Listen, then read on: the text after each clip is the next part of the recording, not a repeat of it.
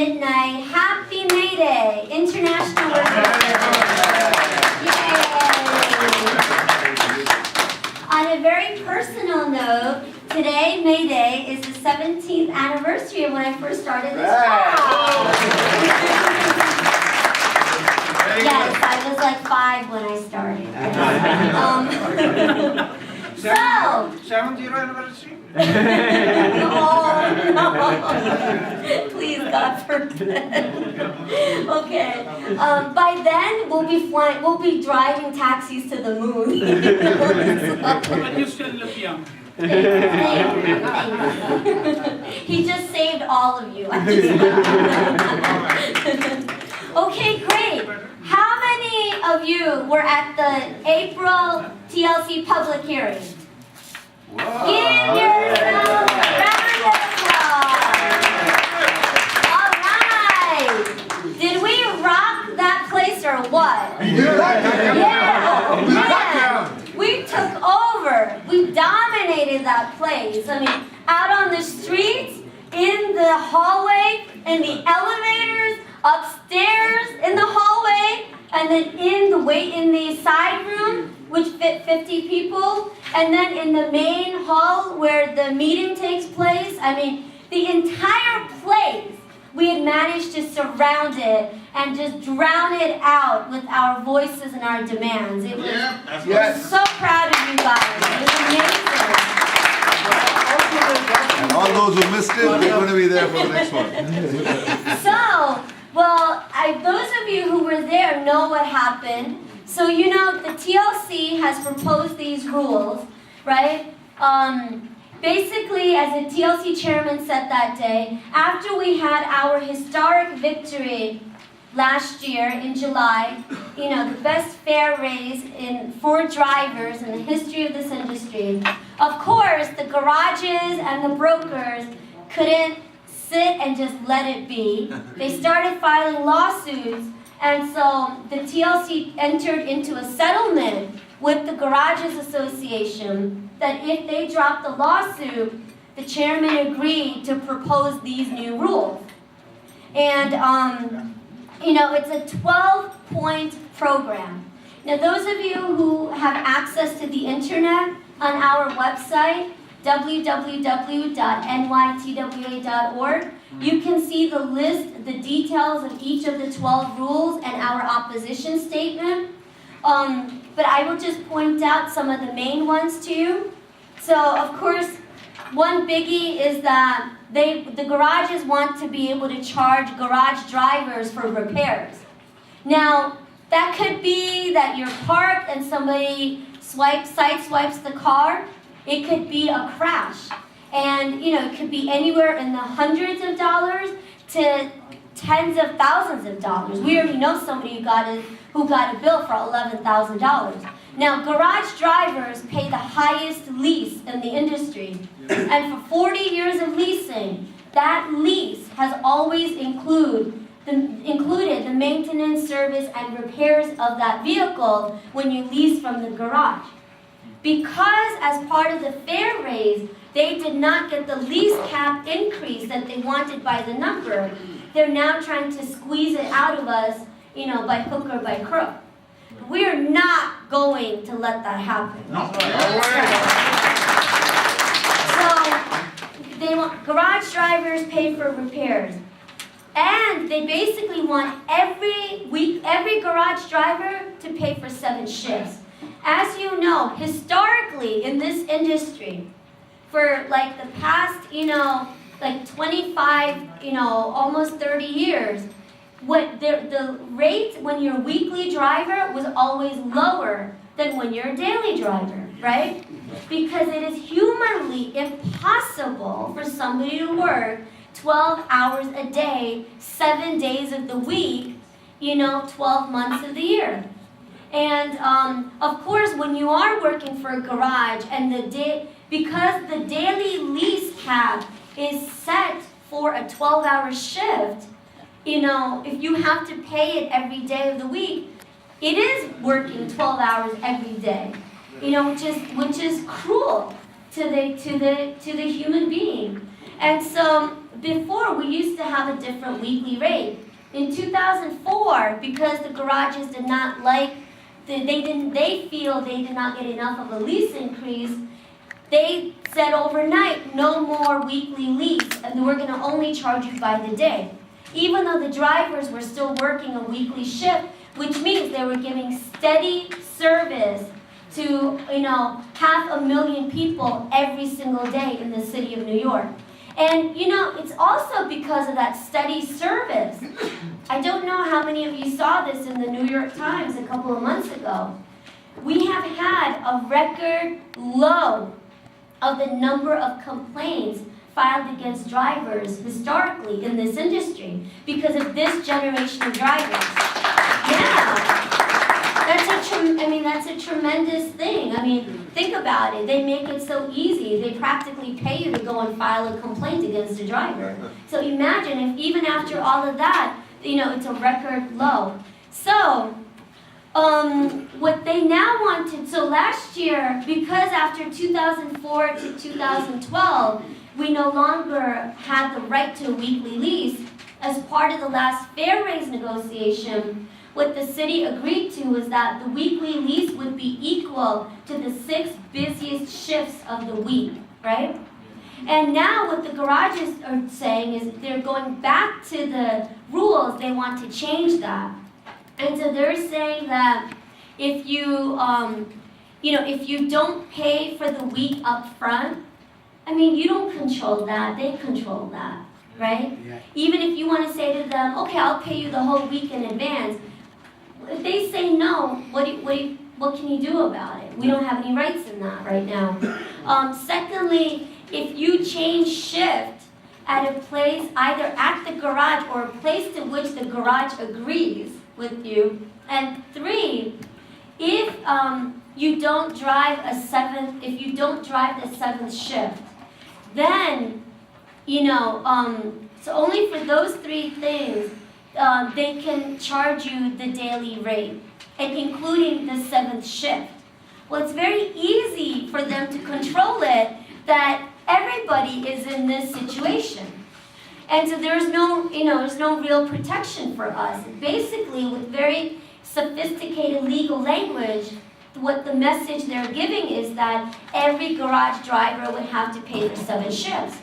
Now, we already know what they're doing is, if they force you, or if you only want to work 6, but you want to keep your steady car and you're a weekly driver, if you want to work 7, what they will do is force you to take a day off, right? If you want to keep that steady car. And they're deciding, so I know for night drivers, it's Thursday, Friday, Saturday night that they're making you take off, which is, they know that's how they can squeeze more money out of the drivers, because you work all week just to make a living for those 3 shifts, those are the 3 shifts you make that living.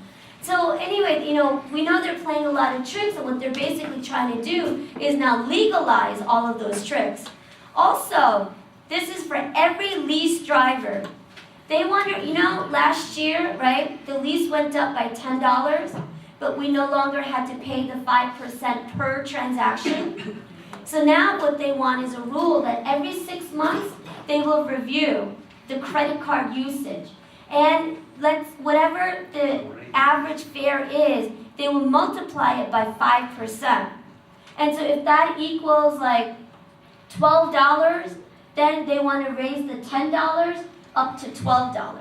So every 6 months they want that review. Which, you know what that means? The more usage goes up, you get punished. You have no control over that. If you tell the passenger, no, you can't, I won't take credit card, you're going to get a summons for refusal. You get 2 of them, you're out of your license. So, on top of that, already the TLC passed a rule which we fought for that opened up the GPS contracts. Square, for example, is going to come in at 2.75%. So they're not paying, but they still want to charge drivers the 5%. And so, when volume goes up, they want to punish the drivers. Meanwhile, as the merchant, they're in a better negotiating position when volume goes up. Because they can say to the processor, based on my volume, my rate should be lower, right?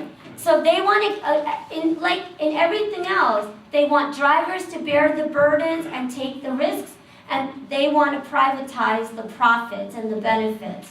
So also, adding insult to injury, they want to lower the fine. Right now, if you file a complaint against them and they retaliate, right, which means they punish you, the fine is $10,000. They want to lower that fine to $1,000. Yeah. Meanwhile, you get a $10 overcharge complaint against a driver, you're out of your license. You get 3, even for $1 overcharge, but 3 times, right? You're out of your license. And so, meanwhile, these are people who are, the garages are continuing to commit overcharges, and, they want the TLC to lift the handcuffs so they can have complete freedom over us. And so, these are just 4 out of the 12 rules.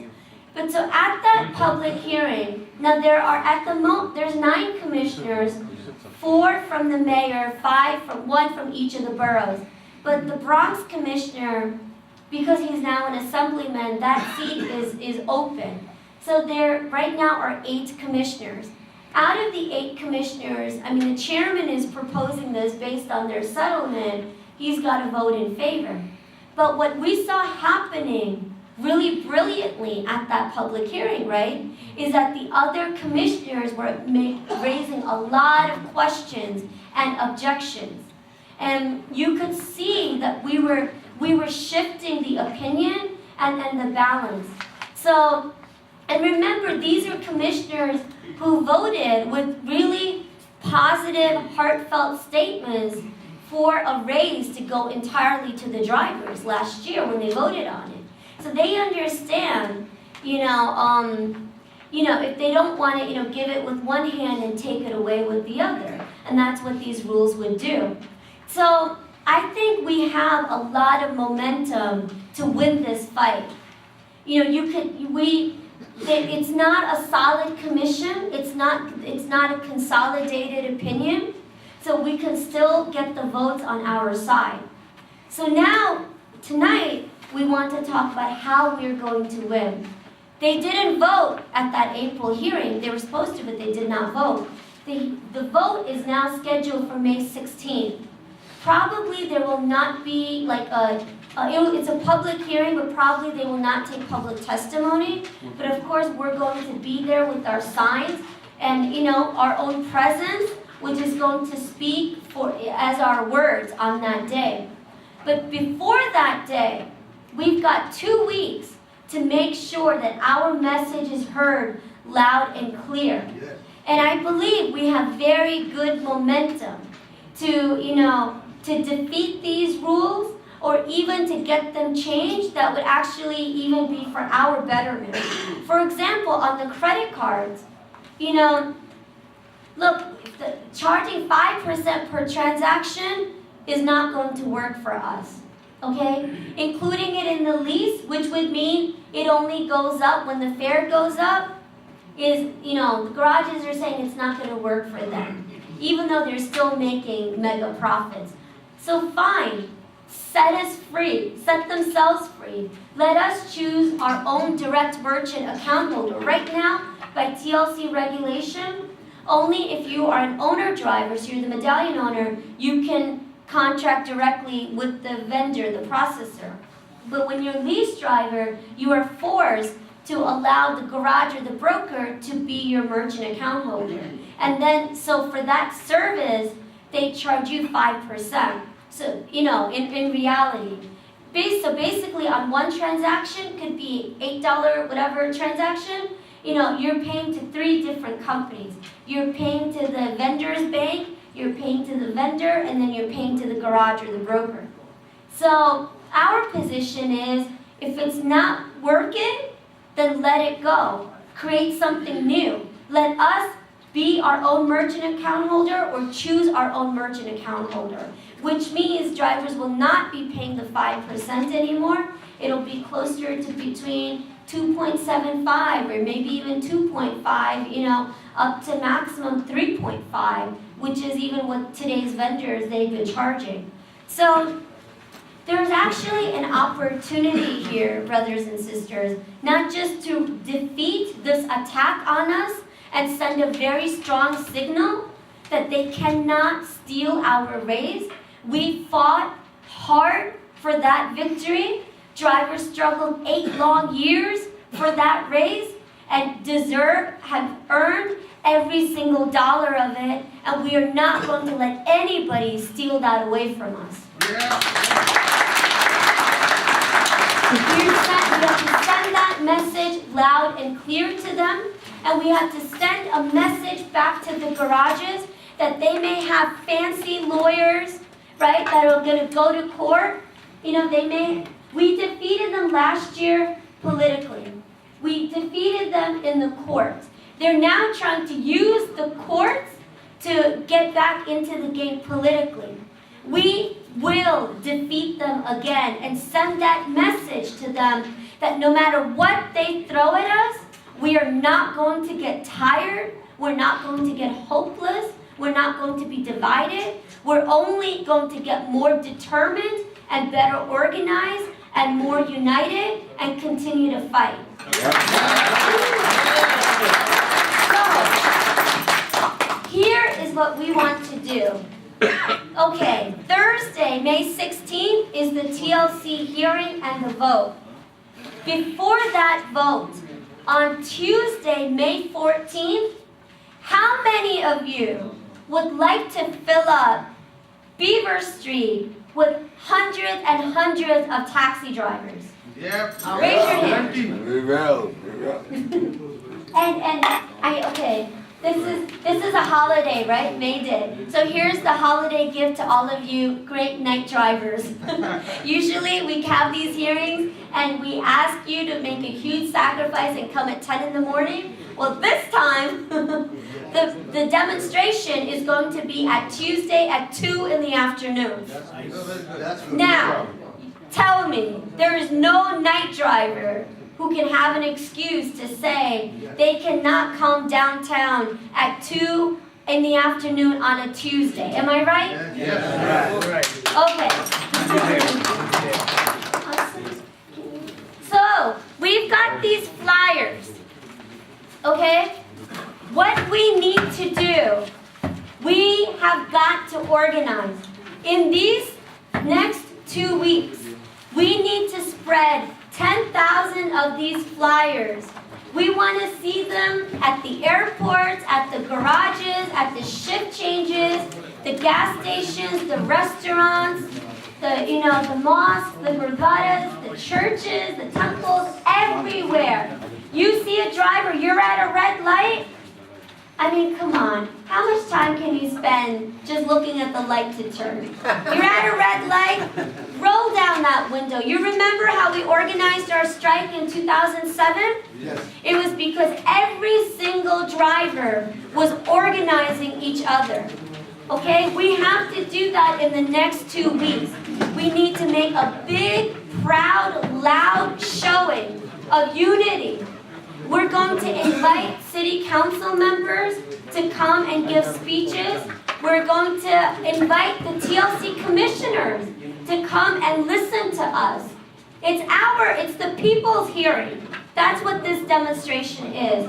So, of course, we're going to be inviting the media. We're going to be inviting other allies. So, in order for those people to be there, the drivers have to be there first. So, there's only so many of these we can distribute from the office. Most of you know when you come to the office how overwhelmed it can be in there. And, we need each of you to distribute. I mean, there's at least 100 people in this room. If each of you distributes even 50 flyers, 50, you can do that within a week easily. right? That's, I mean, we need you to, I mean, that's 5,000. So we need you guys to keep up in the next 2 weeks, keep up this momentum for us. We're going to be doing the robocalls. We're going to be sending out the emails. We're going to be having posters at the airport. We're going to do a postcard mailing to at least 3,000 of our active members and dues-paying members. We're going to send an article out to the community papers, like in the different languages. We're going to also try to have a press conference so our message goes out to the mainstream media, like on 1010 Wins and New York One. But the main publicity is going to come from each and every single one of you. Please don't be shy and don't be conservative. Take at least 50 of these flyers. Those of you who know you can distribute more, take 100, take 200. We have faith in you to give these out. And 2 weeks is a lot of time to get this job done. So, okay. The other thing I want to say to you, it was very obvious at that public hearing that the thing that really moved the commissioners was hearing the real life stories of all of the drivers who stood up and testified.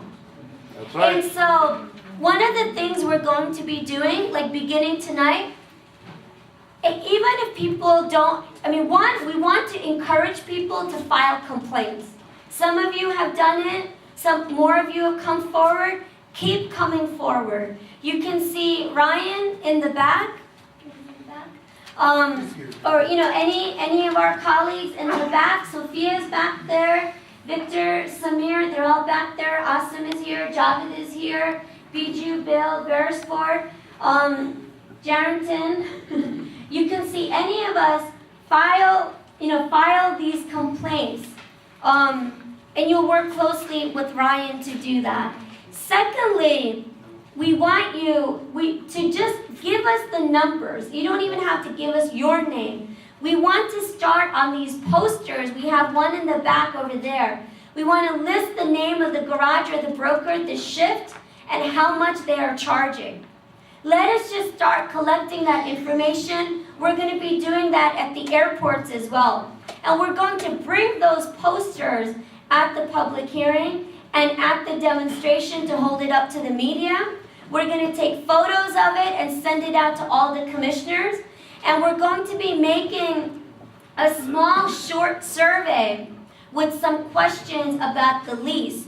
And when Asim and Victor are at the airport interviewing different drivers, we won't need drivers' names. We will need names of the garage or the broker and that information. Please stand in support and help us line up more drivers that will fill out that survey. One of the things we want to do, and we have limited time to do this, is we want to gather this information so we can turn it into a report to give to the commissioners. There is nothing better than the truth itself to make your case. Yep. Our fight is a fight of justice. And at the heart of justice is truth and nobility. And so we just need to present the reality of what is happening and allow that reality to make the case for us. But we can only do that when drivers line up and give us that information. So this we cannot take 2 weeks. This we have to only 1 week to do, because then we need to gather all of that, write it up in a report so we can submit it to the media and submit it to the commissioners and the city council and all those different people. So that's the other big strategy. And those of you who have stories, you don't have to, even if for whatever reason you're not ready to file a complaint, or maybe it happened too many years ago, that's okay. But share your stories. I mean, even for me, any of us can say this to you. you must feel this way even about when you hear a fellow driver. Imagine, they come and they tell you a story. You know, had this accident, working with the garage. They said I had to pay for it. You know, I filed a police report. They never gave it to the insurance company. Now there's a judgment against me. They're going to suspend my license if I don't pay that repair. You've heard these stories, right? Or, you know, the number of garages that have the receipts that show they're already charging for the healthcare and disability fund, which hasn't even started yet.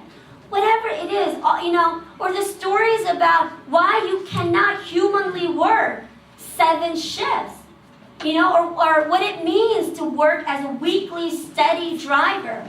You know, I work 40 out of 52 weeks of the year. 48 out of 52 weeks of the year, 50 out of 52 weeks of the year. And I have a human right to not work, you know, really you have a legal right to not have to work more than 40 hours, actually. That the very basic, all we're asking for is the right to not have to work for 6 12-hour shifts. So tell these stories to us. Call us up at the office, come to the office. When you see us at the airport, share these stories. Let us write it up and give that presentation back to the commissioners. Send us an email. Last time when we did an email blast, a few of the members, they sent us back stories. I mean, one member sent a story and, you know, saying he'd been in an accident, he was pretty banged up, got them garage in Flushing, and they told him that, you know, they were going to charge him for the repairs. And, you know, they wanted him to come in and get some other report. And he was like, you know, I can't get out of bed. My body is really hurting me. But I'm scared that if I don't go, I'm going to lose my job. What can I do? You know, like, I mean, like, honest to God, I mean, and I was just reading that on my phone, on the email. And like, it really touches your heart. You know, if you're a human being with a conscience, that's the reality that makes you understand what is right and wrong, which rules should be defeated, and which rules should be passed. And that's what we need. That is ultimately what will reach these commissioners more than anything else. So break that silence. Come forward with the stories. Let's get our numbers together and let's organize so we have hundreds and hundreds and hundreds of us on Beaver Street on Tuesday, May 14th. Yep. All right. Okay. So I have a couple more things, but if any of you have any questions or comments, let's take that for the next few minutes. No question. Uh-huh. It's about, they give us a debit card. Uh-huh. When we go to withdraw our money from Bank of America, each transaction Bank of America charge $1.50. In which place is this? Which The garage? debit card, you know, our Mystic Brokerage. Okay. But the point is that Bank of America, why should give us all our credit at once if they want to charge $1.50 in one transaction, but they doesn't allow more than $500. It's like a gift card. Exactly. So, I mean, to us, that's an overcharge. You know, why should they? And now, Bank of America is the processor